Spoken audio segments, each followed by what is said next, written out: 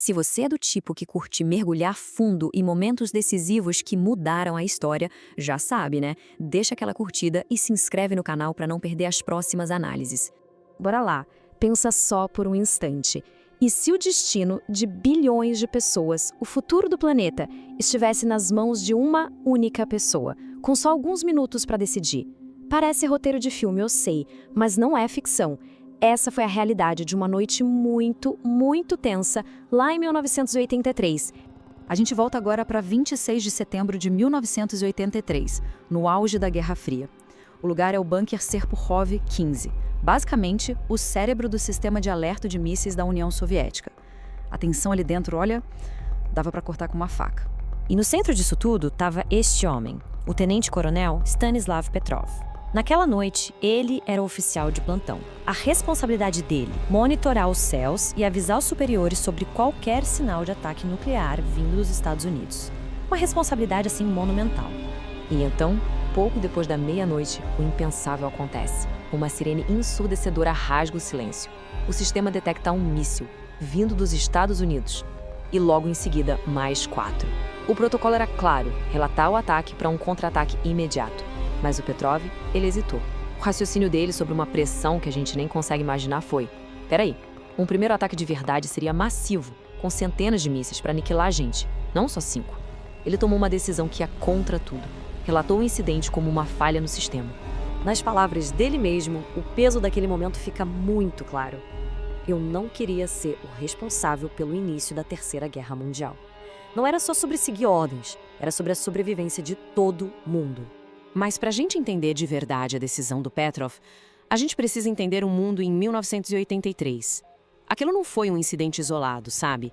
Aquele ano foi um verdadeiro caldeirão de tensões, um barril de pólvora global só esperando uma faísca.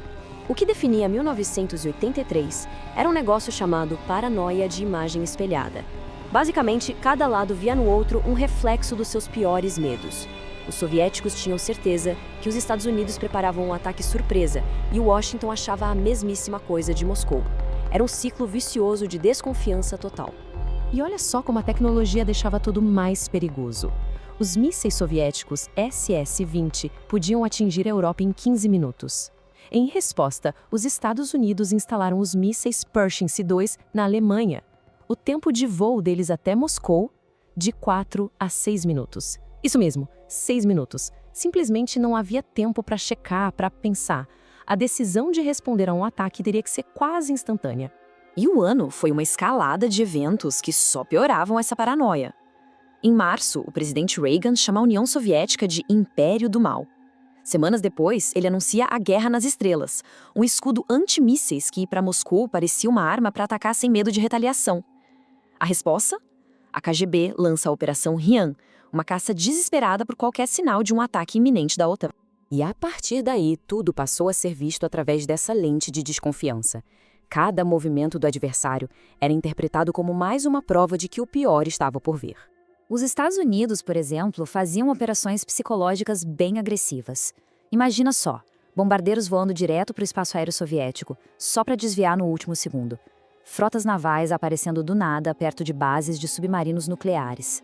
Para Washington, era só um teste de defesa, mas para um Kremlin já paranoico, aquilo parecia um ensaio geral para a guerra. E este caso aqui ilustra perfeitamente essa paranoia.